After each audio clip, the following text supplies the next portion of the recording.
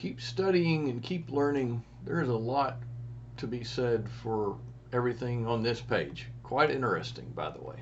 The rapid copying of a DNA segment so that it can be tested is called this. This actually is called polymerase chain reaction.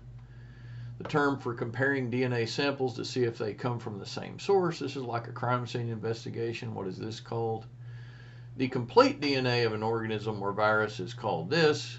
By the way, in this process, usually there are just segments inspected, not necessarily the whole genome.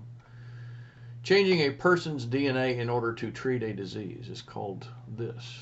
And right now, as I said in an earlier video, CRISPR-Cas9 gene editing system would be useful, most likely, at this point.